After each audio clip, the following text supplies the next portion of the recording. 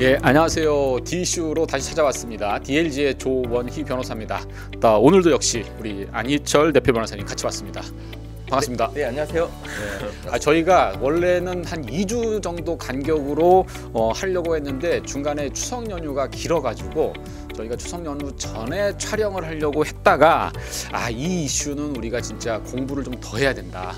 듣는 분들한테 확실하게 내용을 알려드려야 된다라고 해서 좀 연기를 했습니다. 그래서 저희가 자료를 준비했는데 이게 방송에 보이는지 모르겠어요. 무려 80몇 장이라고 되는 정말 두터운 자료를 준비를 했습니다. 이 자료를 저희가 30분 내에 소화를 해야 될 텐데 한번 우리 안희철 변호사님께서 이 자료를 소화하시기 위해서 어제 밤을 새웠다는 그런 소문이 있습니다. 맞나요? 예, 약간 못 잤습니다. 네, 하여튼 지난번에도 말씀드렸던 것처럼 저는 그냥 질문하고 말면 되는데 우리 안 변호사님께서는 내용 하나씩 숙지하고 또 준비하느라고 많은 시간을 쓰고 있습니다. 하여튼 오늘 잘 또 설명을 해서 이제 시청자분들이 지금 오늘의 이슈는 이제 최근에 문제가 됐던 개인정보 유출 사고 많은 관심도 있고 지금 어떻게 해야 되느냐 우왕좌왕하고 있는 이슈들을 오늘 다루어 보려고 합니다. 자, 최근 들어서 대해킹 시대다, 해킹 공화국이다라고 얘기가 나올 정도로 SKT, KT, 롯데카드 이런 해킹 사고가 계속되고 있는데요. 우선 하나씩 한번 좀 살펴보겠습니다. 먼저 SKT 사건은 어떻게 진행된 건지 그 사고의 전말을 안 변호사님이 잠깐 좀 설명 한번 해주시면 좋겠습니다. 예, 우선 실제로 여러분들이 자고 일어나면 해킹 당했다 이렇게 뉴스가 뜨잖아요. 그래서 SK텔레콤이 일단은 4월, 올해 4월에 발견이 된 거예요. 원래 해킹은 더 전에 됐는데 이게 4월. 그다음에 KT가 7월. 예, 그다음에 롯데카드가 8월. 그렇죠, 최근이죠. 그런데 그 중간에 예스24가 랜섬웨어가 맞아요, 있잖아요. 맞아요, 있었어요. 그 랜섬웨어 감염이 돼 갖고 이게 6월과 8월이에요. 그래서 4, 6, 7, 8 이렇게 돼 있는데 거의 매월이네. 예. 근데 예스24는 소문에 의하면 랜섬웨어 걸린 걸 그 해킹 그룹하고 협상을 해서 금전을 지급하고 이걸 풀었다라는 소문들은 많은데 아무도 아직은 확인을 안 해주고는 있고 그래서 이거는 조금 SK, KT, 롯데카드하고 조금 달라요. 그러니까 저도 예전에 랜섬웨어 사건들을 조금 대리했었는데 그 중에 일부는 진짜 그냥 비용 지급하고 마무리했던 예도 있습니다. 기업 입장에서는 또 그게 오히려 더 나을 수가 있어가지고. 근데 모르죠, 사실 내막은. 네, 맞아요. 그래서 실제로 이따가서 말씀드릴 건데 과징금이나 과태료라던가 여러 가지 손해배상 금액 이런 것들을 어떻게 하냐 이 정책적인 그런 부분들하고 기업 입장에서 그러면 우리 그냥 해킹한 친구들하고 협상해서 그냥 조용히 이거 숨기고 돈 주고 끝내면 되는 거 아니야? 어떻게 그 경영 그 방향을 잡을지 이런 것들이 다 그런 법 정책 이런 거 다 연관이 있지 않나 생각이 다 맞물려 있겠네요. 예. 자, 그래서 SKT부터 한번 볼까요?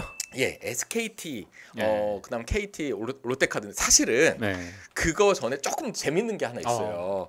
SKT, KT, 롯데카드 이게 다 발견되고 드러나기 전에 사실은 프렉 보고서라는 게 있었습니다. 프렉 보고서. 예, 프렉 보고서가 뭐냐면 이게 이제 프렉 보고서가 이게 안보 전문 어떤 잡지 같은 거예요. 그 글로벌하게 전 세계 안보 그래서 해킹하는 분들 화이트 해커라던가 이런 분들은 여기에다가 글을 올리고 공유하고 이런 잡지예요. 그러니까 근데 여기에 글이 올라왔어요. 여기에 이제 갑자기 그 한국 그러니까 APT 다운 더 노스 코리아 파일즈라고 하는 그 어떤 문서인데 이게 딱 올라왔는데 이게 뭐냐면 화이트 해커가 진짜 우리가 생각하는 그 나쁜 해커의 컴퓨터를 턴 겁니다. 털어서 재밌네요. 어디까지 털었을까 얘네가 이렇게 털었는데 그게 김수키라는 서버예요. 그럼 북한증이라. 수키가 아니라 수키인데 영어로 김수키. 그러니까 북한인 것 같잖아요. 그래서 그래서 파일 이름도 apt 다운 더 문서 이름 더 노스 코리아 파일즈예요. 노스 코리아 파일즈. 그래서 이거 북한인 것 같다라고 해서 이 문서를 봤는데 이 문서가 10장이 넘고 여기에 KT가 털린 거, 그다음에 LG U+가 털린 거, 그 외에 심지어 우리나라 정부 기관들이 털린 게 쫙 떴어요. 그럼 그 중에 일부는 우리한테 알려지지 않은 것도 많은 거네. 예, 그래서 사실은 이것 때문에 논란이 있는 게 네. 지금 통신사가 털린 거는 엄청 언론에 많이 나오잖아요. 그런데 사실 지금 이것 때문에 외교부도 털렸고요. 우리나라의 기무대까지 털렸고 심지어는 온나라 시스템이라고 그 온나라 시스템이 뭐냐면 공무원들이 문서 관리하고 거기서 문서 이렇게 체크하고 서로 문서 올리고 하는 시스템인데 그 대표님도 그 정부24 쓰시죠? 정부24로 그 우리 뭐 문서 다운받고 뭐 그러니까 공문서들 이렇게 다운받고 신청하잖아요.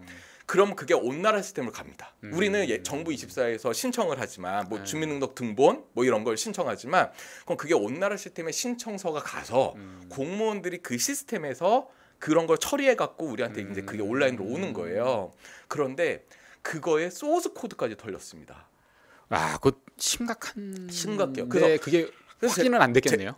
근데 그쵸. 털렸다는 문서가 이제 해킹한 문서가 있는 거고 그런데 이제 이거에 대해서 제가 또 저 이공계 출신이잖아요. 그래서 제가 선배들한테 물어봤어요. 컴퓨터 사이언스 하는 분들한테 온나라 시스템에 소스 코드가 털린 게 뭐가 중요하냐.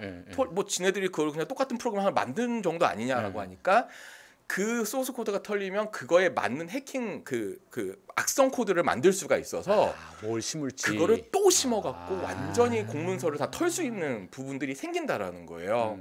근데 중요한 거는 왜 그러면 우리 언론사들이나 지금 드러나는 거는 왜 통신사만 드러나고 있냐? 그건 저도 의문이에요. 사실 그건 또 정부에서 직접 확인해주지 않으면은 알 수가 없고 또 정부가 정부를 조사하지는 않을 테니까. 그래서 지금 보안 전문가들이 다 국감에서도 나오시고 이런저런 데서 요즘엔 또 유튜브가 하도 발전돼 있으니까 그 말을 많이 합니다. 이거 지금 통신사가 문제가 아니다. 정부가 문제다라는 얘기도 많이 하는데 근데 어쨌든 이제 오늘은 이제 통신사만 왜냐하면 밝혀지고 있는 게 통신사밖에 없어요 지금. 근데 엄청나게 또 걱정되는 상황이긴 하네요. 그래서 실제로 지금 굉장히 소위 보안 쪽의 인싸가 고려대학교 이쪽 전공하시는 김승주 교수님이 계신데 그분이 계속 말씀하시는 게 한국의 엄청난 위기다. 보안의 엄청난 위기. 근데 지금 아까 전에 김숙희고 APT 다운 뭐 노스코리아가 돼 있잖아요. 그거를 분석을 했는데 희한하게 해킹한 뭐 이런 아까 통신사나 이런 게 해킹한 날이 중국의 연휴를 비껴가요. 그러니까 무슨 말이냐면 해커가 중국 연휴 때 쉬어야 되니까 중국 연휴가 아닐 때 해킹을 한 거예요. 그래서 지금 우리나라 그 보안 쪽 전문가들은 이름만 김숙희인 것처럼 해놨지 이거는 중국 쪽 소행일 가능성이 있다. 그래서 이게 단순히 그 통신사의 개인정보 빼서 팔아먹으려는 게 아니라 이거는 국가 간 뭔가 해킹 전쟁이 있는 그런 상황일 수도 있는 거다라는 의심도 하고 있는데 그런 어떤 근데 이제 아무도 모르는 거예요. 사실은. 하여튼 보안 이슈는 참 기업 입장에서는 딜레마입니다. 이게 중요하다는 걸 알지만 또 보안을 다 갖춘다는 게 이제 비용적인 이슈가 크다 보니까 어느 선에서 이제 이 보안 시스템을 갖춰야 될지가 이제 계속 고민인데 자 그런 배경을 가지고 한번 좀 SKT부터 한번 보겠습니다. 본격적으로 SKT 해킹을 보면 사실은 악성 코드가 처음 설치된 거는 21년 8월로 추정이 돼요. 벌써 뭐 한 4년 전 일이네요. 최초 침투를 21년 8월 6일로 보고 있고요.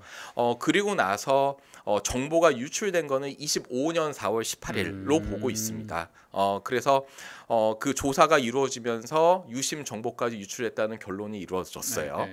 그렇게 해서 여기 보시면 이 화면을 보시면 그 지금 PPT 20쪽인데 여기 보시면 그 처음에 악성 코드를 심은 거는 시스템 관리망에다가 악성 코드를 이렇게 심었어요. 그런데 중요한 거는 실제로 해킹이 된 거는 코어망 안에 있는 HSS라는 거예요. 홈 서브스크라이버 서버라고 해서 한국말로 굳이 번역을 하면 홈 가입자 서버. 그다음에 또 이걸 갖다가 이 음성 통화 인증도 하고 있기 때문에 이걸 갖다가 음성 통화 인증 서버라고도 불러요. 근데 여기에는 정보가 이제 굉장히 뭐 가입자 전화번호나 유심 정보나 음성 서비스 제공에 필요한 정보 등을 모두 다 여기가 보유하고 있는 거예요. 그러겠네요. 예. 그래서 사실은 이 정보가 굉장히 중요한데 21년 8월에 이 코 HSS가 있는 HSS 관리 서버가 있는 코어망에 악성 코드가 심어진 게 아니라 21년에는 시스템 관리망에 있는 서버에 악성 코드를 심었어요. 처음에는 처음에는. 근데 거기서부터 하나하나 발전을 시킨 겁니다. 그러니까 이걸 처음에 잡았다면은 여기까지 안 왔는데 이걸 발전시켜서 서버 A에 심었다가 서버 B한테 심었다가 C한테 심었다가 그러다가 또 고객 관리망이라는 또 다른 관리망에도 침투해서 또 추가 거점도 확보하고 이러다가 본격적으로 HSS 서버를 여기까지 침투가 된 겁니다. 단계별로 이제 진행하면서 더 깊숙하게 들어간 거네요. 그렇죠. 그러니까 사실 이게 사실 21년, 22년, 23년에만 잘 점검을 했다면 그러니까요. 여기까지 오지 않았을 거예요. 근데 이게 여기까지 온 겁니다. 근데 SKT 하면 이 보안이나 뭐 해킹 대비나 이런 것들을 진짜 아마 국내에서 제일 잘 했을 것 같은데 어떻게 이렇게 오랜 기간 이게 발견이 안 되고 계속적으로 진행될 수 있었을까요? 그러니까 이거를 그래서 의문이잖아요. 그런데 지금 SKT에서 하고 있는 뭐 해명 중에 하나는 이거를 아주 정밀 그 보안 검사를 계속하다 보면은 서버가 중간에 문제가 생길 수도 있고 다운될 수도 있고 서비스 제공에 좀 문제가 생길 가능성도 있어서 그러한 아주 정밀한 그런 보안 검사들을 많이 하지 못했다라는 얘기도 하고요. 실제로 이제 보안 전문가들이 또 하는 말이 이거는 모든 통신사나 다른 데하고도 마찬가지인데 구글 같은 데는 기본적으로 주기적으로요 화이트 해커들한테 모집을 한 다음에 니네가 우리를 털어라 하고 나서 다 방지를 하고 그 다음에 가장 잘 털거나 이런 분들한테 돈도 주고 이런 식의 걸 주기적으로 합니다. 정말. 근데 우리나라는 그런 게 전혀 없고 그 다음에 이건 정말 어떤 경영적인 문제일 수도 있지만 이거는 근데 해외 업체도 똑같아서 한국 업체에 핑계가 될 수는 없지만 사실 보안은 비용입니다. 그렇죠. 보안 많이 한다고 매출이 발생하지 않잖아요. 그러니까 사실 이거를 비용의 비율을 어느 정도 할 것이냐 했을 때 롯데카드가 10% 미만이라고 해요. 한국 회사들이 보통 총 이제 그 1년 예산의 10% 정도나 그 미만을 하고 있는데 해외는 좀 더 많다고 합니다. 그래서 이런 면에서 조금 문제가 있었지 않나 생각이 들어요.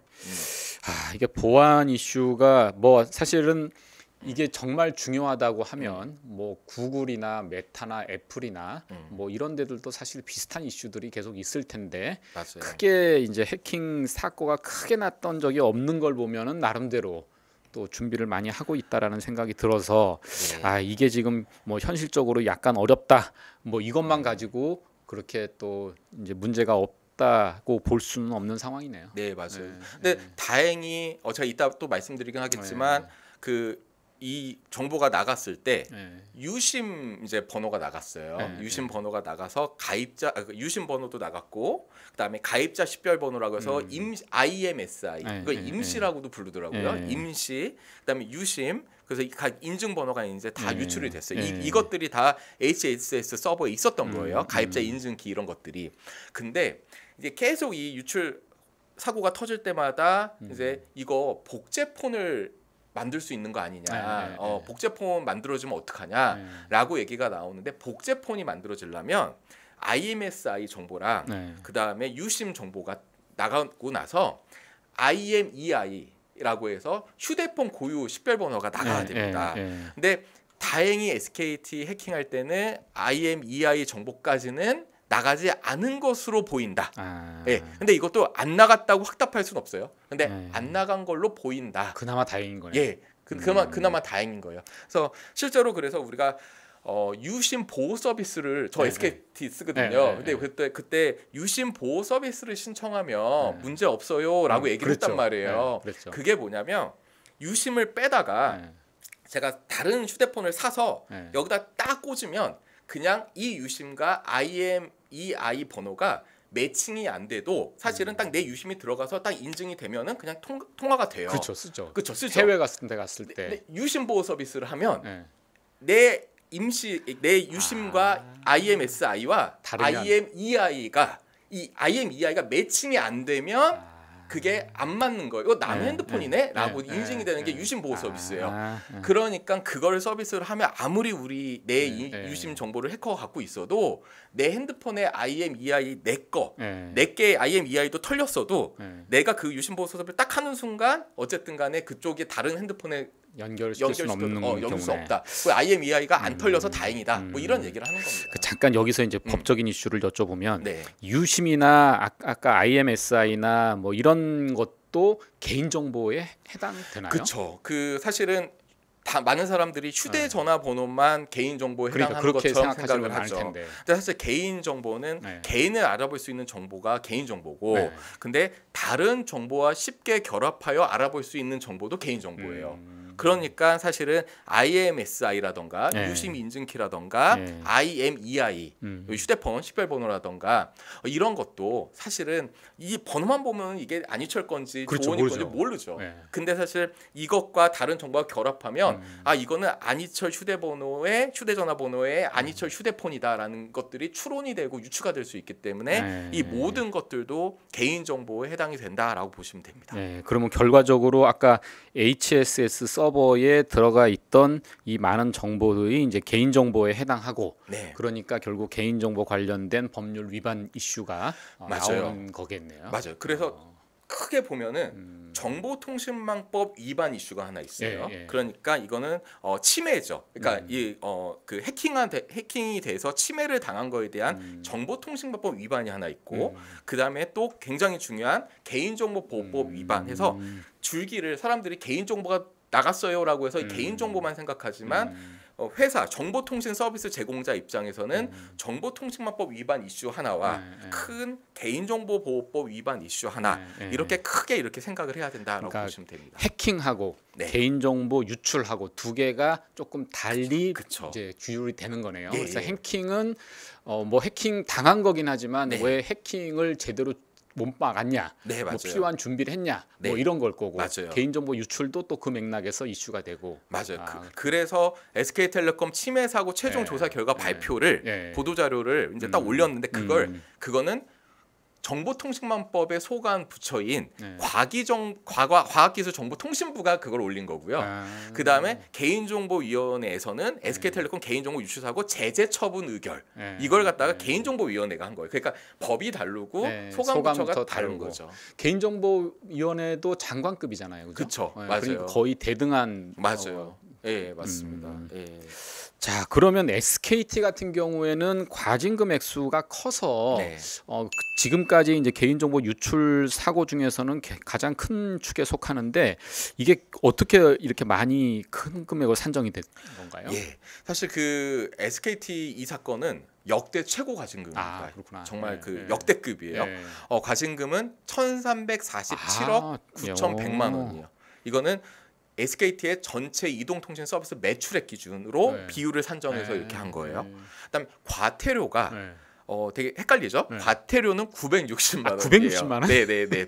근데 이거를 잘 보셔야 되는데, 과태료는 이거는 그 개인정보보호법에 개인정보가 유출된 사실을 알면 인지하면 그 법령 개정한 72시간 내에 유출된 이용자를 대상으로 유출 사실을 통지해야 된다라는 조항이 있어요. 이 72시간 내에 이걸 안 했다. 통지 의무 위반이다. 그러니까 이거는 뭐 사실 그 통지 의무 위반이니까 그렇게 큰 건 아니니까 960만 원이다. 그래서 과태료는 적어요. 누가 보면 과태료만 얘기하면 야 이거 너무 솜방망이 처벌 아니냐. 근데 이제 과징금이 1,348억 정도 되는데, 국내 다른 데를 보면 과징금이 LGU 플러스가 23년 7월에 30만 건 개인정보 유출됐을 때 68억 원. 68억 원. 그 다음에 골프존이 221만 명 유출됐을 때 75억 원. 카카오 오픈 채팅 이용자 개인정보 유출이 151억 원. 근데 요번에 SK텔레콤이 1,348억 원이에요. 몇 건이 유출됐다고 나왔나요? 좀 많아요. 그래서 그런 거 있습니다. 2,324만 명. 그럼 뭐 그 앞에 얘기하신 거랑 비례적으로 보면은 비슷할 수 있죠. 그죠. 비율을 보면 비슷해 보이긴 하는데 제가 이 중에 하나예요. 2,323명 중에 한 명인데, 근데 구글이 구글 메타가 예전에 이용자 동의 없이 개인정보 수집을 해서 온라인 맞춤형 광고에 활용을 한 사례가 있었어요. 이 22년 9월 건데 요때 구글과 메타 각각 했거든요. 이걸 구글이 좀 많았습니다. 구글이 692억 원. 그다음에 이거 한국에서 한 거예요. 메타가 308억 원. 꽤 컸네요 그때. 컸죠. 이때 좀 컸어요. 근데 어쨌든 요번 게 역대급으로 많긴 하다. 뭐 사실 2천만 명 넘게 나갔으니까요. 기사를 보니까 이 이제 과징금 나오고 나서 이거를 SKT가 수용을 해야 되는데 우리 소송을 하겠다라고 해가지고 이제 개인정보보호위원회에서 발끈해서 아니 이거 소송을 한다고 뭐 이런 기사를 봤었는데 맞아요. 그 이후에 소송이 실제로 진행됐나요? 실제로 이 과징금에 대해서는 이의 제기를 해서 지금 다툼이 있는 거고요. 그 주장을 하고 있습니다. 뭐냐면은 자기네가 이렇게 유출된 거에 대해서는 이거는 이 전체 매출액을 기준으로 이걸 갖다가 산정을 아직 이의제기 불복 가능성이 있어요. 불복 가능성이 있는 건데 이 주장을 불복할 겁니다. 그렇겠죠. 너무 크니까. 그렇죠. 너무 크고 또 할 말이 아예 없는 건 아니에요. 물론 저도 SKT가 제 정보가 털린 거 밉지만 이 주장을 들어보면 할 말이 아예 없는 게 아니라 이 과징금은 전체 이동통신 서비스 매출액을 기준으로 산정했는데 사실은 LTE, 4G와 5G의 음성 서비스 일부로 한정돼야 된다. 왜냐하면 아까 HSS가 음성 인증하는 과정 그 서비스에 포함되어 있던 정보가 유출됐기 때문에 이 서비스에 한정돼야 되는 게 아니냐라는 식의 주장을 하고 있고요. 그게 그런 주장이 뭐 계속 되더라고요. GDPR 같은 경우도 되게 그렇거든요. 맞아요. 매출액의 일정 퍼센트다 보니까 과연 이제 매출액을 뭐 어떤 걸 기준으로 해서 정해야 될 거냐. 뭐 기업 입장에서는 딱 유출된 그 산업 범위로 딱 정해서 한정해서 하려고 할 거고. 맞아요. 그러니까 그리고 또 과징금 산정 절차 및 근거가 아예 이렇게 표로 정리가 돼 있는데요. 그러니까 기준 금액 산정에서 지금 문제가 있다는 거예요. 전체 매출이 아니라 이거다. 그 다음에 가중과 감경 그 기준들이 있습니다. 그래서 가중 사유는 요번 SKT는 위반 행위 기간이 장기간이다. 너무 오랫동안 방치해놓다가 털린 거다 이거는. 그래서 가중이 됐었고요. 감경 사유는 본건 유출 사고 관련해서 위반 행위를 그래도 빨리빨리 시정을 하려고 노력을 했다. 그다음에 피해 회복을 위해서 노력을 했다. 그다음에 기타 개인 정보 보호를 위해서 노력을 했다. 이런 것들이 또 이제 감경 사유에 있어요. 다만 그 기준 금액에서 가중 강경을 판단할 때 또 이런 게 있습니다. 위반 행위의 중대성을 곱하는데 그 비율을 매우 중대한 위반 행위면 총 그 기준 금액에서 2.1% 이상 2.7% 이하를 부여하고요. 중대한 위반 행위면 1.5% 이상 2.1% 미만, 보통 위반 행위면은 0.9%에서 1.5% 미만, 약하면 0.03에서 0.9인데 사실 지금 이게 보도 자료에는 정확히 어떤 걸 곱하고 어떻게 해서 됐는지가 아직은 안 나왔어요. 그래서 근데 이제 SKT가 이거는 보통 행위 또는 중대한 위반 행위에 해당된다라고 주장한 거 보면 아마도 매우 중대한 위반 행위에 해당된다고 판단한 게 아니었을까라는 생각이 듭니다. 그러니까. 뭐 SKT 입장에서는 사실 이게 해킹을 통해서 이렇게 유출된 거지 뭐 내부의 소행이라든지 뭐 이런 게 아니다 보니까 또 그런 좀 하소연을 할 수 있겠다 생각은 드네요. 맞아요. 그래서 실제로 근데 이제 그 아까 전체 매출이냐 일부 매출이냐 이거 있잖아요. 이게 사실 과징금 부과 기준이 개정 전에는 관련 서비스 매출에서 관련 매출액 3%까지 뭐 이렇게 제한이 더 있었는데 개정 후에는 제한이 없어졌어요. 그래서 그럼 뭐 정부 입장이 개정법의 방향에는 맞을 수도 있겠네요. 네, 그렇죠. 전체하고 상한도 없고 이게 사실은 좀 더 맞지 않을까. 그러니까 그게 아마 GDPR이 워낙 지금 과징금을 전체 매출을 기준으로 해서 정하고 있다 보니 제 생각에는 우리나라도 법 개정을 하면서 그런 이제 조금 더 엄격한 기준에 맞춰서 한 게 아닐까라는 생각이 드네요. 맞아요. 네, 맞습니다. 자, 그러면 SK는 그렇게 한번 정리를 한번 해보고요. 자, KT 한번 볼까요? KT는 여기는 또 되게 신박해요. 그러니까 이건 진짜 일반적이지 않습니다. 우리가 SKT 롯데 카드 여기는 생각하는 거예요. 그 천재 같은 해커가 침투해서 뭘 심고 빼갔네 이거잖아요. 이 KT는 펜토셀이라는 어떤 정말 그 기계와 관련해 있습니다. 안 그래도 그 펜토셀이 뭔가 한번 그것도 좀 여쭤보려고 했는데. 그 펜토셀이 제가 이제 물리학과잖아요. 우리가 마이크로 밀리미터, 마이크로미터, 뭐 이렇게 피코미터 뭐 이런 게 있어요.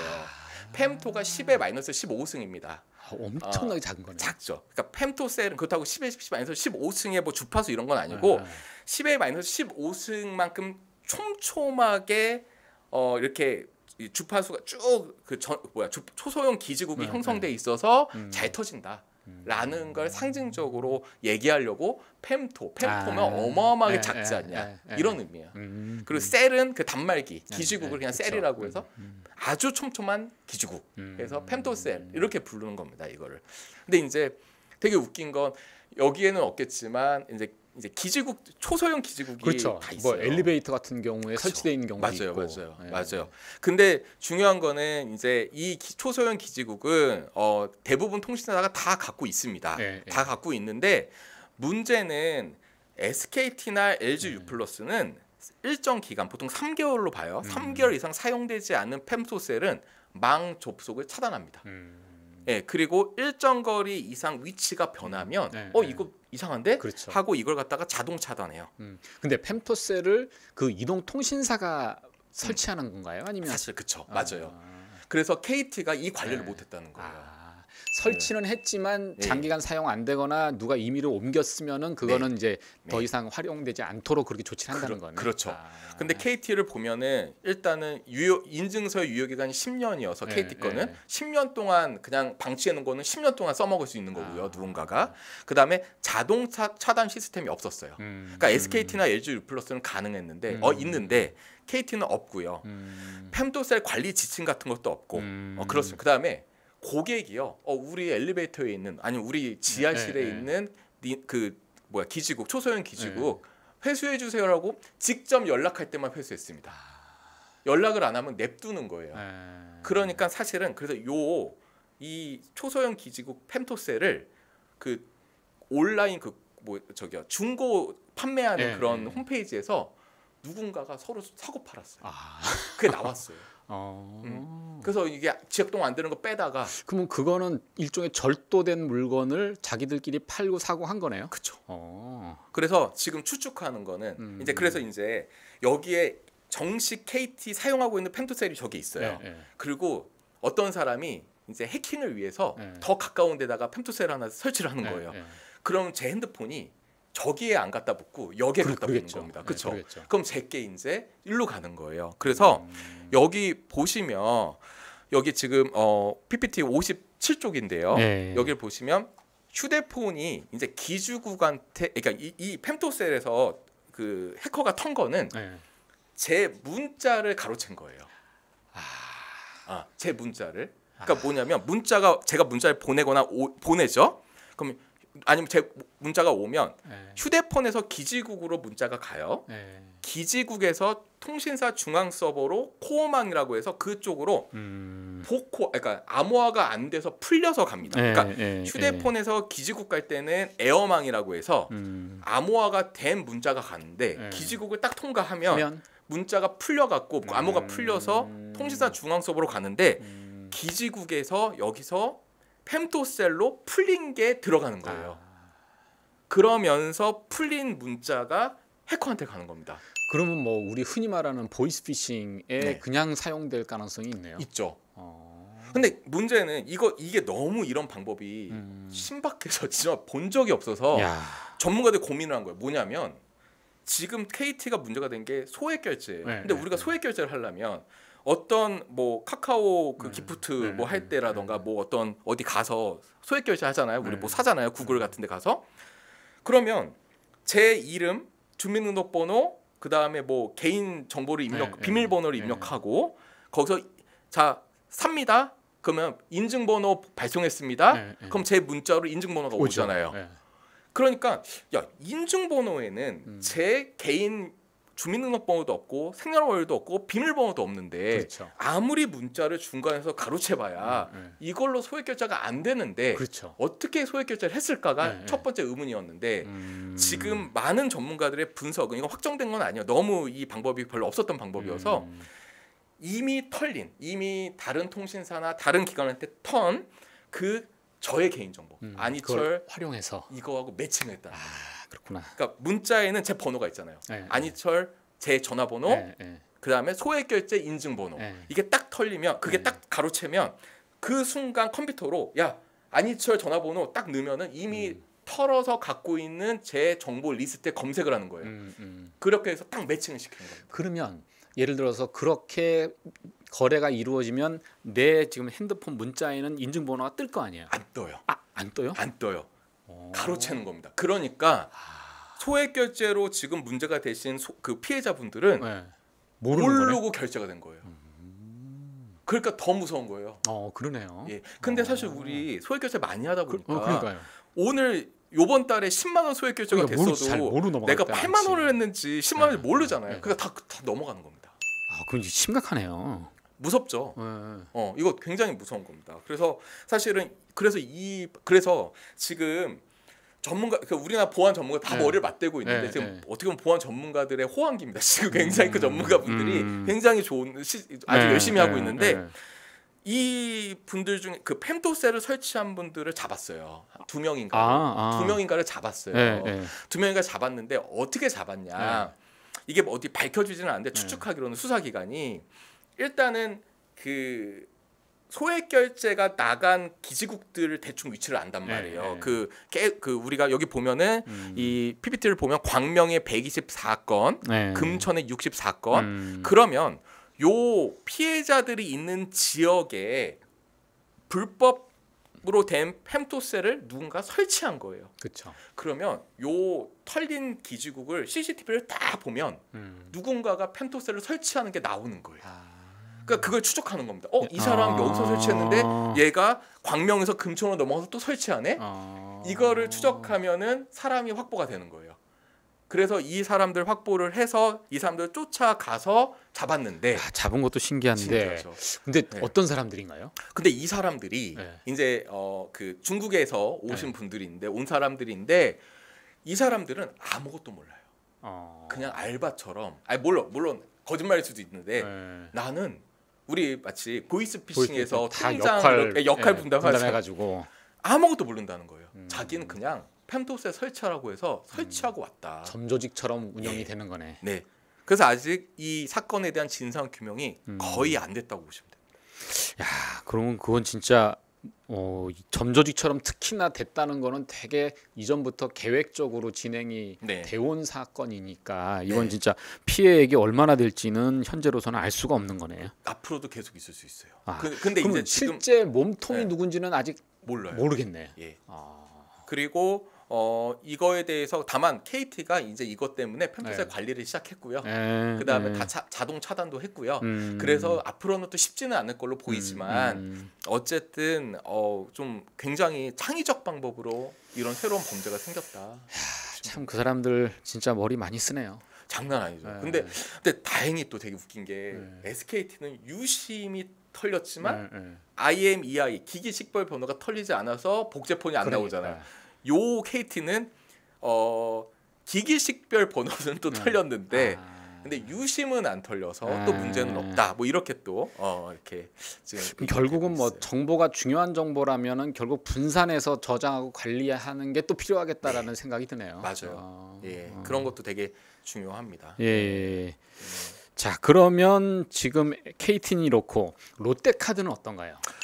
롯데카드도 사실 심각하죠. 롯데카드가 심각한데 롯데카드는 좀 더 단순합니다. 롯데카드는 롯데카드가 좀 왜 이랬을까라는 생각이 드는데 롯데카드가 이제 서버를 사용하고 있는데 그 서버가 오라클 서버예요. 오라클 서버인데 오라클 웹 로직이라는 서버인데 그 여기 서버 이제 48개가 있고 여기서 이제 그 오라클이 그 지금 2017년 1월에 자기네가 그 제공하는 서버 서비스에서 취약점이 있다. 그렇게 하면서 이제 보안 업데이트를 긴급 배포합니다. 보안 업데이트를 긴급 배포를 딱 했는데 그 중에 하나가 누락돼요. 그러니까 뭐냐면 예, 업데이트를 우리 업데이트 우리 법원 사이트 가끔 들어가면 보안해주세요. 그렇죠. 금융 사이트 그렇죠. 보안해주세요 하잖아요. 그 중에 뭐 파일이 6개면 6개 다 설치해야지 되잖아요. 하나를 설치를 안 해요. 근데 설치 안 하면 안 돌아가게 되잖아요. 대부분. 이거는 돌아가는데 그냥 취약만 하는 겁니다. 근데 그게 의도적으로 그런 건 아닐 것 같고 실수일 것 같은데. 실수인 것 같아요. 네, 실수인 것 같고 심지어는 2017년 1월에 취약점을 오라클이 발견해서 배포까지 했는데 금융보안원이 2018년 1월, 2024년 8월, 10월에 금융기관들한테 웹로직, 오라클 이 서버에 대한 보안 패치 등의 조치를 실시하라고 권고까지 다시 해요. 근데 이때도 누락이 됩니다. 야, 이거는 어떻게 보면 이게 금융 회사로서의 자세는 좀 미흡했다. 너무하죠.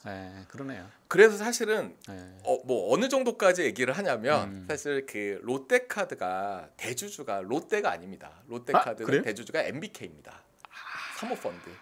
그러니까 그 뭐냐면 그러니까 이거는 저는 이렇게까지 나아갈 건 아닐 거라고 저는 생각하는데 이게 만약에 일반 뭐 롯데 그룹사라던가 아니면은 어떤 그러면 어쨌든 이 전체적인 보안이라는 게 중요하니까 더 열심히 했을 텐데 이 사모펀드라는 거는 사실은 인수해서 그렇죠. 성장시켜서 매각하면 되잖아요. 되니까. 근데 보안은 모든 게 다 비용이에요. 비용이니까. 그러니까 비용을 굳이 투자할 이유가 뭐가 있냐? 그냥 매출을 많이 일으켜서 롯데카드를 매각하면 되는 거 아니냐라는 아니라는 생각을 이런 지분 구조 때문에 더 했던 게 아니냐라는 비판의 목소리도 나옵니다. 사실은. 하여튼 뭐 홈플러스도 그렇고 MBK가 여기저기서 그쵸. 좀 비난받을 만한 일들을 좀 하고 있네요. 네, 맞아요.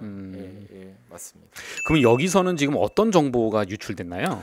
예, 어마어마해요. 왜냐하면은 이거는 이제 카드 정보인데요.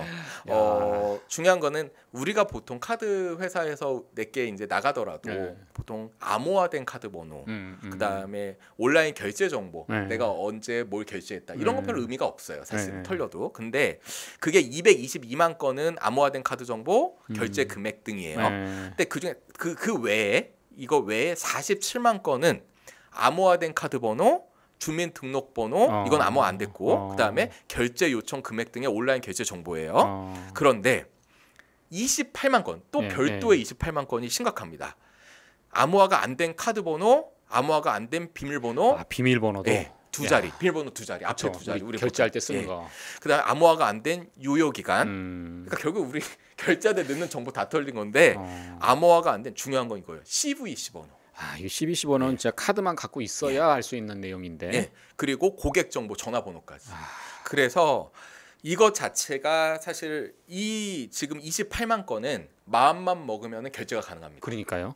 이거는 정말 심각한 이슈네요. 실제로 28만은 우리 요즘에는 잘 안 쓰지만 지금도 가능은 하대요. 키인이라고 해서 이 카드 번호만 주면 우리 뭐 여행사라든가 어디서 지금도 많이 하죠. 키인 많이 하나요? 요즘에도 많이 저도 하나요? 최근에 이제 특히나 해외 사이트 같은 데는 하죠. 그쵸. 요즘 이제 카드 번호 넣어서 하는 게 아직도 많이 있으니까. 그렇죠. 그래서 맞아요. 그래서 키인으로 그래서 이 아까 28만 명 암호화 안 된 이 28만 명은 키인으로 이거를 결제가 지금도 가능한 그러니까 거예요. 그러겠네요. 그래서 지금 롯데카드에서는 키인으로 들어오는 결제에 대해서는 이 현재 이 나간 정보와 매칭을 해서 나간 정보가 키인으로 결제가 들어오면은 이거를 결제를 안 시켜주는 거예요. 그나마 다행이네요. 그렇게 해서 지금 막고 있고 롯데카드의 발표 사과에 의하면 적어도 아직까지는 이거에 대해서 피해받은 피해자는 없다. 그러니까 털린 것도 피해지만 어쨌든 금전적 피해를 입은 사람은 없다라고 발표를 했어요. 자, 하여튼 그 내용을 이제 다 한번 쭉 살펴봤는데요. 지금 여기서 뭐 다 각각 개별적인 사유라서 법적인 이슈도 좀 다를 수는 있겠습니다만은 주로 논의되고 있는 법적인 쟁점들에는 어떤 게 있을까요? 그 롯데카드는 SKT와 KT하고 또 다른 게 금융사예요. 그렇죠. 금융사니까 적용되는 법이 더 있습니다. 그게 바로 전자금융거래법이에요. 그래서 전자금융거래법에서는 전자금융사고라는 정의가 있습니다. 그래서 전자금융사고를 당하면 사고 발생 시 지체 없이 안때로부터 24시간 이내에 금융감독원장한테 보고 의무가 있고요. 그 다음에 금융회사는 금융위원회한테도 지체 없이 24시간 내에 해야 된다. 뭐 이런 내용들이 있어요. 그래서 이런 것들에 대해서 롯데카드는 다 지켰다라고 일단은 주장을 하고 있는데 다만 안날이 언제냐, 그다음 사고가 발생한 날이 언제냐에 대한 이견이 있어요. 그렇죠. 그래서 그것 때문에 안 지켰다라고 판단하는 사람도 있고 지켰다라고 판단하는 경우도 있고요. 그 다음에 이제 롯데카드는 적용되는 범위 이제 이게 전자금융거래법, 신용정보법, 신용정보법 그러겠네요. 그다음에 여신전문금융업법, 그다음에 개인정보보호법 이게 다 적용이 되는데 이제 개인정보가 털렸으면 개인정보보호법이지만 신용정보가 결합이 되면 그때는 신용정보법이 이제 적용이 돼요. 근데 문제는 뭐냐면 개인정보보호법은 개정이 돼서 과징금에 상한이 없습니다. 매출액의 3% 이하인데요. 그런데 과징금 상한이 없어서 잘못하면 어마어마한 과징금을 낼 수 있어요. 매출액 기준으로 하니까. 근데 신용정보법은 상한이 있어요. 그러니까 되게 웃긴 거는 롯데카드는 우리 정보는 신용정보야 라는 식으로 주장을 하면서 개인정보보호법 적용을 안 받아. 그래서 우리는 상한이 있어서 50억 이하의 과징금 정도만 받으면 충분해 라는 식으로 주장을 하고 있는 거고, 뭐 신용정보법이 뭐 특별법이다 뭐 이렇게 얘기를 하겠네요. 그렇죠. 그런데 이제 뭐 개인정보법을 또 적용하면은 과징금이 그러니까 이게 법이 좀 구조가 이상한 거예요 사실은. 이렇게 더 많은 과징금이 나올 수 있고, 그다음 여신전문금융업법에서는 최대 6개월간 영업 정지가 가능합니다. 그래서 이런 부분들도 문제가 돼. 근데 이거는 쉽지 않을 거예요. 쉽지 않을 것 같고, 그다음에 그 외에도 뭐 롯데카드는 사고의 예방에서 안전조치 의무라던가, 그다음에 개인정보 보호 책임자 지정이나 그다음 개인정보 보호 인증 뭐 이런 의무에서 좀 소홀한 면이 있다. 근데 사실 요번에 요 개인정보 보호 인증 이게 바로 ISMSP거든요. 그건데 이거에 대해서 좀 제대로 지키지 않았다. 그러니까 받았는데 인증을 받았음에도 불구하고 이렇게 다 털린 거는 이 제도 자체가 문제가 있는 거 아니냐라는 문제 제기가 굉장히 많이 돼요. 이 ISMS 제도는 원래 ISMSP인데 이거는 ISMS라는 정보보호관리체계 인증이라는 것과 PIMS라는 개인정보보호관리체계 인증이라는 거 두 개가 통합돼서 ISMSP가 된 건데, 근데 이거를 인증을 받았음에도 불구하고 이거 SK텔레콤, KT, 롯데카드, 예스24, LG U+, 쿠팡 다 받았어요. 다 받을 수밖에 없죠. 이게 법적인 의무사항이니까. 그렇죠. 이거 받아야죠. 근데도 불구하고 다 유출 사고가 있다 보니 이 인증 제도가 그러니까 현실적으로 별 의미가 없는 제도 아니냐, 뭐 더 강화해야 되는 거 아니냐는 얘기도 나오고요. 또 반대로 또 이거는 건강검진과 같은 유사한 거지. 너 건강검진 많이 받는다고 해서 암 안 걸리는 거 아니지 않냐. 그래서 이것까지 강화하면 너무나 그 좀 규제가 심한 거다라는 뭐 그런 주장도 나옵니다. 사실은. 그러니까 저도 뭐 ISMS는 예전에 이제 인증 준비하는 기업들을 많이 도와드리고 했는데 사실 이게 비용도 많이 들고 기간도 많이 걸리고 해서 사실 사업하는데 큰 어려움, 장애 중에 하나이긴 합니다. 맞아요. 근데 말씀하신 대로 이걸 해도 지금 뭐 유출 문제가 계속 생긴다고 하니까 이걸 다시 보기는 해야 될 텐데 저는 하여튼 걱정이 이게 어떤 문제가 발생했을 때 물론 이제 회사 내부적인 이슈도 있지만 사실 외부 해킹이 뭐 점점 더 기술이 고도화되고 어렵다 보니까 과연 우리가 어디까지 해야지 이걸 다 막을 수 있냐 하는 그런 이슈가 있을 거라서, 근데 분명히 또 이런 상황이 되면 법을 개정해서 이제 뭐 더 강화해야 된다라는 목소리가 많을 것 같은데 지금 크게 두 방향에서 한번 설명해 주시면 좋을 것 같아요. 하나는 이제 털렸으니까 털린 개인 정보 유출된 사람들이 이제 회사를 상대로서 뭐 집단 소송이라든지 이런 게 아마 법적 조치가 있을 것 같고, 또 하나는 이 제도를 좀 손보자라고 해서 이제 국회에서의 움직임이 있을 것 같고, 그런데 이 상황은 어떤가요? 일단은 개인정보 유출된 경우에 손해배상 책임 조항이 개인정보보호법 39조에 있습니다. 그래서 정보 주체는 개인정보 처리자가 이 법을 위반한 행위로 손해를 입으면 손해배상 청구를 할 수 있다. 그 다음에 그 개인정보 처리자는 고의 또는 과실이 없음을 입증하지 아니하면 책임을 면할 수 없다. 그래서 사실 제가 SKT 개인정보가 털렸지만 아무리 제가 또 변호사라고 하더라도 제가 SKT가 고의가 있는지 과실이 있는지를 어떻게 제가 그렇죠, 그걸 입증하겠어요? 그래서 이 법에서는 SKT가 자기가 고의 또는 과실이 없다는 걸 입증해야 됩니다. 입증 책임을 전환시키는 규정이 있는 거네요. 이게 1항이고 사망이 있는데 또 사망도 중요한 뭐냐면 우리가 손해배상을 할 때 많은 분들이 나는 계약서 쓰면 무조건 손해배상 다 받을 수 있어라고 생각하지만 상대방 위반해서 저한테 발생한 손해액을 입증하지 못하면 사실은 지거든요. 그렇죠. 손해액을 정확히 입증을 해줘야 되잖아요. 우리가 주장하는 쪽이. 근데 사실은 제 개인정보가 유출된 거에 대해서 제 손해가 얼마인지 어떻게 알겠습니까? 그렇죠. 실제 피해가 발생하기 전까지는. 맞아요. 사실 그것 때문에 개인정보보호법 39조의 2, 아까는 39조였어요. 근데 39조의 2에서 법정 손해배상 청구 조항이 있습니다. 그래서 이건 뭐냐면 손해액을 입증하기 어려우니까 그냥 정보 주체는 개인정보 처리자의 고의 또는 과실로 인해서 개인정보가 유출된 경우에는 그 경우에는 300만 원 이하의 범위에서 상당한 금액을 손해액으로 하여 배상을 청구할 수 있다. 그러니까 그냥 이 얘기는 손해액을 입증하지 않아도 상당한 금액을 청구하면 법원이 야, 넌 손해가 얼마니까 인정해 줄 게가 아니라 300만 원 이하에서 내가 그냥 해줄게. 그냥 법원의 재량이네요. 그럼 그 전에는 사실 이런 이슈가 있었을 때 손해액을 입증하기 어렵기 때문에 그냥 위자료 청구를 해가지고 대략 뭐 10만 원 뭐 언저리에서 좀 받았었는데 그러면 이 규정에 따라서 어쨌든 배상액이 늘어나고 또 이 배상 내용도 단순한 위자료가 아니라 그냥 정상적인 손해배상이 되겠네요. 네, 맞아요. 그렇게 되는 건데 다만 아무리 그래도 손해액이 10만 원에서 20만 원 정도 내외밖에 안 돼요. 그러니까 인정되는 금액이 아직은 보통 그렇구나. 아직도 그러다 보니까 지금 SKT나 이런 집단 소송이 많이 있는데 근데 이제 여기서 많은 다수의 이제 사람들이 소송을 하고 있는데 오히려 변호사한테 주는 비용이 착수금이 뭐 5만 원이나 10만 원인데 근데 이제 손해배상금이 10만 원에서 많으면 30만 원까지 인정이 될 것 같아서 그런 면에서는 조금 좀 문제가 있다. 오히려 저희가 로펌이지만 로펌의 배만 불러주는 거 아니냐 이런 비판도 굉장히 지금 많은 상황이고요. 그러다 보니 그래서 지금 보면 지금 예전에 2011년도에 SK 커뮤니케이션즈 네이트하고 싸이월드 사건에서는 손해배상 책임이 없다. 고의 과실이 없다는 거예요. 12년도 KT는 그때도 없다. 14년도에 NH 농협과 KT 국민 롯데카드는 1인당 10만 원.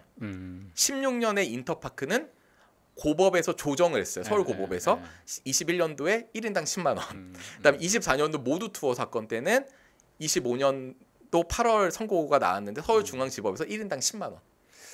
이게 뭐 그냥 관행화돼 있네요. 대략 10만 원이. 네, 그냥 뭐 1, 20만 원이니까 많아야 10이에요. 지금까지는 10이에요. 일단 그래서 사실은 분쟁 조정 절차라는 게 있긴 합니다. 그러니까 개인정보 분쟁 조정 위원회가 있어요. 여기서 개인정보 분쟁 조정 제도를 이용해서 신청 후 60일 이내에 조정안이 나옵니다.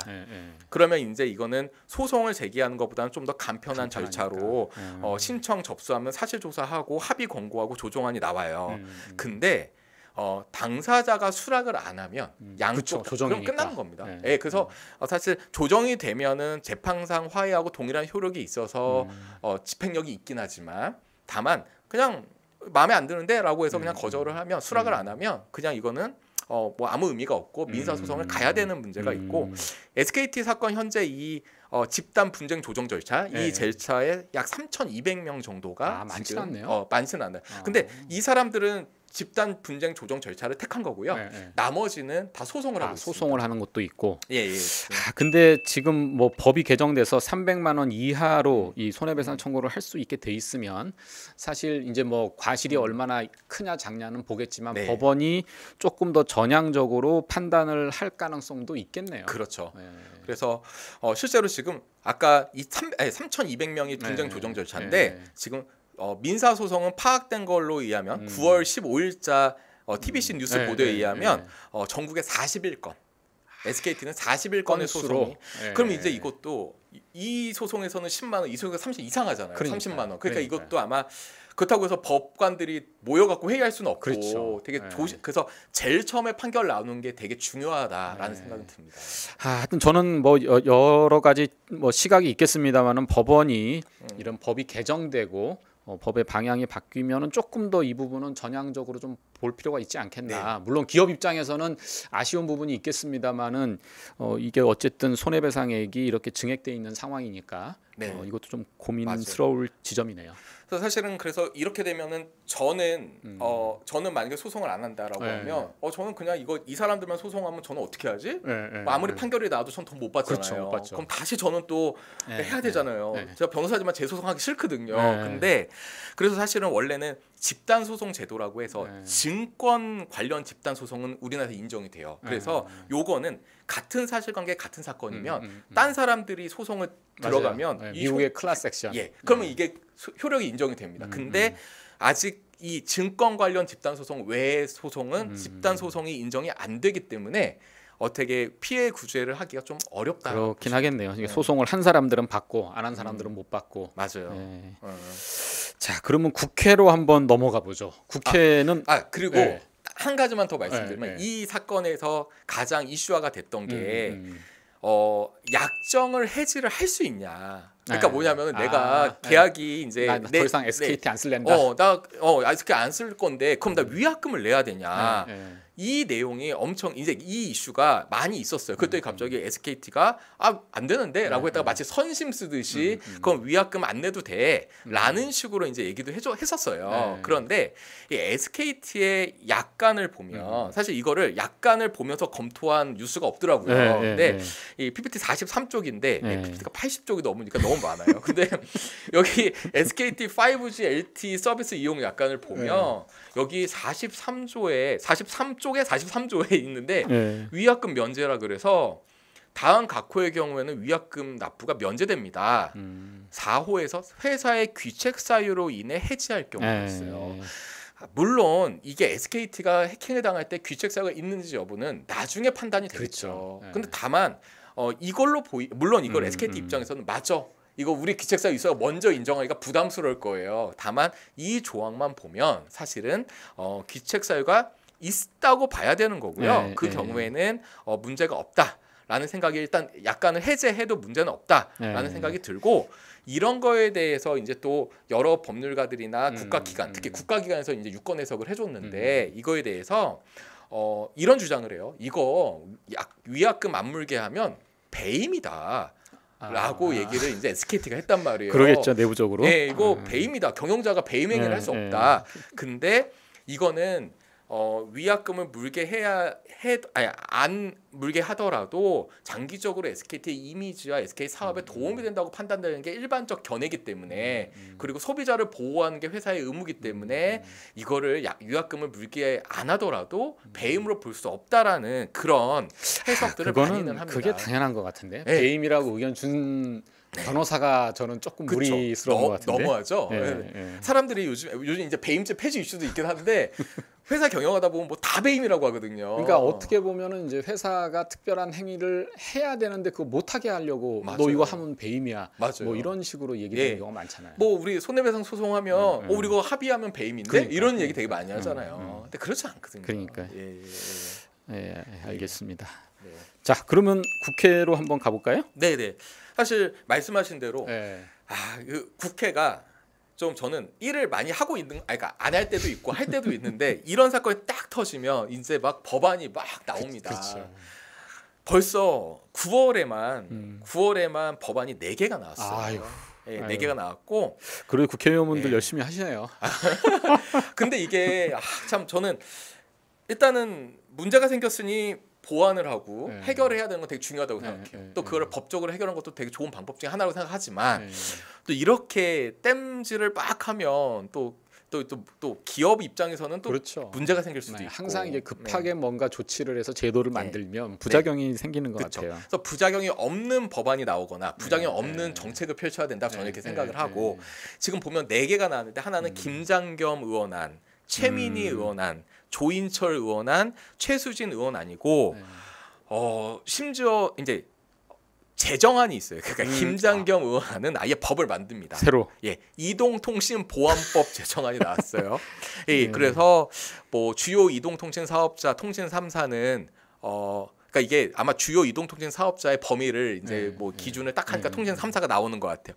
이동통신망의 안정성 및 뭐 통신 보안 확보를 해야 되고 보안 조치해야 되고 매년 1회 이상 위험 식별 검사를 실시해야 되고 그다음에 위험 식별 검사 결과에 따른 이동통신 보안 계획을 수립 시행해야 되고 보안 조사를 해야 되고 뭐 이런 게 있어요. 그래서 우리가 상상할 수 있는 그냥 이런 게 딱딱 터졌을 때 검사해야 된다. 그다음에 조사 그 정부 기관이 조사한다고 하면 조사 받아야 된다. 그다음에 시정하라고 하면 시정해야 된다. 그다음에 침해 사고가 있으면 니네는 일단 과실이 있는 걸로 추정하고 그리고 니네가 과실 없는 걸 입증해야 된다. 그냥 일반적인 법률가들이 생각할 수 있는 안 있잖아요. 그것들이 요 4개의 법안에 거의 동일하게 들어가 있고요. 침해 사고의 발생 여부나 원인을 분석하기 위해서 조사하는 거를 지금까지는 중대한 침해 사고가 있는 경우에만 할 수 있었는데 이제는 일반 침해 사고까지도 확대를 해야 된다가 이 모든 법안의 공통된 안이에요. 이런 경우에는 사실은 뭐 어떻게 보면은 뭐 그럴 수도 있고 또 합리적일 수도 있지만 또 회사 입장에서는 어디까지 그럼 우리가 회사의 정보를 정부 기관한테 주면서 모든 걸 다 조사를 받아야 되냐 뭐 이런 또 문제가 있을 수 있습니다. 그러니까 균형이 좀 잡혀야 되고 그 논의가 충분히 이루어져야 될 것 같아요. 근데 저는 아까 그 펩토셀 얘기하면서 이게 유출됐지만 실제로 그 카드 결제가 이루어진 사례가 없다고 하는 얘기를 들으니까 이게 보안 유출이라고 하는 거를 어떻게 막은 것이 기술적으로 완전히 불가능하다면 차라리 이제 문제가 생겼을 때 사후적으로 빨리 대처해서 문제가 생기지 않도록 하는 것도 중요하겠다라는 생각이 좀 드는데. 저도 그 생각이 들어요. 그러니까 일단 정보가 유출됐을 때 그거를 빨리 조치를 취해서 손해를 없애야 하는 거 이게 최고잖아요. 사실 물론 처음부터 막으면 최고지만 그렇죠. 막으면 좋지만 이게 또 맞죠. 그래서 사실은 많은 전문가들이 지금 논의를 하고 있는 게 뭐냐면 이 과징금의 감경 사유를 강하게 줘야 된다. 그러니까 물론 과징금의 첫 기준선은 높여야 돼요. 일단 얘네가 보호 조치도 안 하고 손해 발생을 막는 조치도 안 하면 과징금을 몇 천억씩 하게 하는 것도 가능해요. 근데 이걸 갖다가 이렇게 하고 강경 사유가 별로 없으면 반경 사유를 아무리 강경을 많이 하려고 하더라도 뭐 3천억이 1,500억밖에 안 되면 그러면은 우리한테는 유출 사실을 숨기고 뭐 키사라던가 과기부한테는 해커한테 가서 야, 나 이거 아무리 강경당해도 1,500억인데 내가 너한테 500억 줄게 이러고 조용히 묻힌단 말이에요. 그러면 더 큰 문제가 발생하거든요. 그래서 지금 전문가들은 첫 과징금 수준은 높여서 절대 이제 유출을 최대한 막고 하되 강경 조치, 그 보호 조치와 그 손해 발생 조치 안 하는 조치를 아주 열심히 해갖고 빠르게 막고 그 보고를 열심히 하고 그다음 피해자들한테도 빨리빨리 통보를 하면 그리고 위약금도 안 물게 뭐 여러 가지 조치를 하면 그러면 감경 수준을 해커한테 합의금 주는 수준보다 낮게 해야 된다. 그것도 저는 유익한 대안이라고 생각드네요. 지금 우리가 모르는 해커와 합의돼서 돈이 나간 사례는 어마어마하다는 거예요. 저도 뭐 여러 번 경험을 했기 때문에. 네, 그렇죠. 그러니까 말씀하신 게 진짜 핵심인 것 같아요. 이거를 뭐 무조건 뭐 니네 뭐 규제해야 돼. 그다음에 니네 잘못하면은 엄청 세게 할 거야. 이러면은 음지로 가요. 그러니까 기업들이 음지에서 합의를 합니다. 그래서 적절하게 잘못하면 크게 벌하고, 근데 열심히 조치하면 확 낮춰줘야 돼. 하여튼 지금 뭐 인공지능 시대이다 보니까 사실 또 보안 이슈가 더 커지고 있습니다. 그런 상황에서 어떻게 보면은 그냥 압축적으로 이제 해킹 사고가 지금 발생된 게 새로운 제도들을 우리가 마련하는 좋은 계기가 됐으면 좋겠다라는 생각이 들고요. 우리 안 변호사님 지적해 주신 것처럼 뭐 기업이 이제 보안에 대한 의식도 높이고 법에 대한 준수도 조금 더 엄격하게 해야 되겠다라는 생각도 들지만 또 그렇다고 해서 무조건 또 규제만이 정답은 아니기 때문에 이 문제를 합리적으로 풀기 위해서 사후적으로 기업이 보호 조치를 할 수 있는 그런 절차나 그런 감면제도 이런 것도 좀 합리적으로 마련되면 좋겠다라는 생각이 드네요. 야, 오늘 우리 안 변호사님이 이 많은 것들 잘 숙지해가지고 이 짧은 시간 내에 이 발표 설명해 주셔서 너무 감사드립니다. 마지막으로 또 덧붙일 말씀 있으실까요? 네, 이제 사실 한 가지가 더 있습니다. 네. 지금 SKT와 KT가 털렸죠. 네. 그럼 이제 이렇게 뭐 수건 돌리기도 아니고 하지만 펜토셀에 LG U+가 털렸다고 이미 나와 있어요. LG U+는 안 털렸다고 펜토셀이 아니고 그 LG 보고서 이름. 아니 펜토셀이래요. 프렉 보고서에 LG U+는 털렸다라고 보고서에 적혀 있는데 LG가 조금 잡을안석이겠네요. 근데 LG가 안 털렸다고 이미 발표를 했어요. 그래서 진짜 그러니까 재밌진 않죠. 그러니까 지켜봐야 될 건 LG U+가 지금 떨고 있을 겁니다. 그러니까 니네는 털리고도 털린지도 몰랐냐. 뭐 이런 그러니까 얘기가 나올 수 있겠네. 약간 뭐 자기들끼리 순차 돌리기도 그럼 다음에 또 SKT인가 뭐 이런 생각도 들 정도로 지금 되게 위기예요. 근데 이제 LG U+ 이용자들도 어쨌든 프렉 보고서에는 털렸다. 이거 알고 계시면 좋을 것 같습니다. 예, 감사합니다. 이게 진짜 80페이지가 넘는 보고서를 가지고 저희가 했는데 이거 진짜 뭐 또 방송 들으시는 분들한테 이 보고서를 좀 드렸으면 싶을 정도로 잘 정리되어 있는 자료인데 그러긴 좀 어렵지만 이 방송으로 저희가 잘 한번 커버를 해봤습니다. 오늘 하여튼 열심히 설명해 주신 안 대표님 감사드리고요. 또 다음에 새로운 또 법률 이슈로 다시 찾아뵙겠습니다. 감사합니다. 감사합니다.